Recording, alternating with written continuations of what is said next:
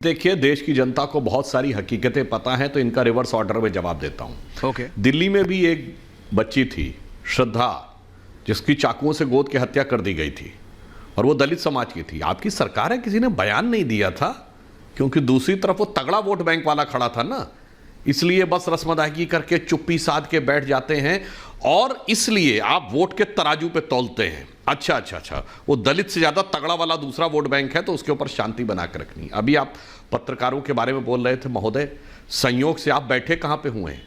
याद करिए, इसी रिपब्लिक चैनल के अर्णव गोस्वामी के ऊपर जिस ढंग से उस समय की महाविकास अघाड़ी सरकार ने कार्रवाई की थी, तो सुप्रीम कोर्ट ने अपने जजमेंट में बोला क्या था? झा साहब, याद है कि अगर आपको चैनल अच्छा नहीं लगता किसी सरकार को, तो चैनल बदल दीजिए।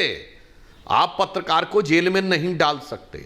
और आपको याद है, इससे ज्यादा खुला ब्लेटेंट दुरुपयोग पावर का क्या हो सकता है कि कंगना राणावत का ऑफिस डिमोलिश किया गया, अगल का बचा रहा, बगल का बचा रहा, और चलिए वो तो अलग बात है, शिवसेना ने अपनी मुखपत्र में, यानी पॉलिटिकल पार्टी अपने अखबार में हेडिंग निकालती है, उखाड़ दिया। गजब है साहब, आप लोग आके जब आप लोग ऐसा प्रवचन देना शुरू करते हैं कि पत्रकारों के साथ ये हो रहा है वो हो रहा है, तो बड़ा ही। सुधांशु जी का नेटवर्क गया है शायद, सुधांशु त्रिवेदी की नेटवर्क में कुछ दिक्कत हुई है। वापस आ रहा हूं। रत्नाकर त्रिपाठी, भाटी जी और चौधरी जी मेरे साथ है। मैं सबसे पहले रत्नाकर जी के पास जा रहा हूं। सुधांशु जी का आ गया वापस network? Okay, network is back. Sudhanshu ji अपनी बात कंप्लीट कर लीजिए, फिर मैं जा रहा हूं रत्नाकर जी और भाटी जी के पास। मैं बड़ी सिंपल सी बात कह रहा हूं। आम आदमी पार्टी की सरकार है ना पंजाब में, हाँ। तो आप ऐसा करिए कि एमएसपी को लीगल बनाने का कानून बना दीजिए। किसी भी चीज को अपराध घोषित करना लॉ एंड ऑर्डर स्टेट का सब्जेक्ट है, बना दीजिए। जैसे हमने यूसीसी पे कानून उत्तराखंड में बना दिया, हमने कई राज्यों में धर्मांतरण को कानून बना दिया, आप बना दीजिए ना। बड़ी विचित्र सी बात है। तो जहां हमारी सरकार है वहां हम बनाएंगे नहीं। और जो हमारे बाकी मित्र बैठे हैं, इनसे पूछना चाहूंगा, विशेषकर पंकज जी से और राजकुमार भाटी जी से, ये एपीएमसी एक्ट ना होना और ओपन मार्केट में खरीदारी करना काला कानून था ना। तो केरल से, जहां आप सबके लिए, रत्नाकर जी जरा गौर करिएगा, आपके परम आदरणीय सम्माननीय श्री राहुल गांधी जी सांसद हैं, वहां तो एपीएमसी एक्ट है ही नहीं, मतलब मंडी से सरकार खरीदती नहीं है, वो काला कानून है। मगर अभी तक काले कानून के लिए कोई आवाज नहीं सुनाई पड़ी।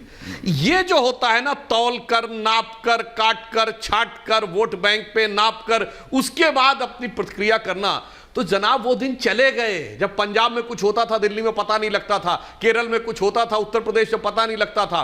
आज आप सूचना क्रांति के फ्लडेड दौर में हैं, वीडियो तक वायरल होकर आ जाता है। इसलिए अब किंतु परंतु बचाव का कोई स्कोप रह नहीं गया है, इसलिए आप लोग इस प्रकार की बात करें। और मैं सारे प्रबुद्ध लोगों से कहना चाहता हूं, एक तर्क संगत सी बात है, कोई सरकार पूरी संवेदनशीलता के साथ काम कर रही है, ईमानदारी से काम कर रही है, किसानों की अधिकांश मांगे मानी जा चुकी हैं। अब मैं आपसे पूछना चाहता हूं, लोकसभा का कार्यकाल समाप्त हो गया ना, अंतिम सत्र समाप्त हो गया, अब कानून कैसे बन सकता है?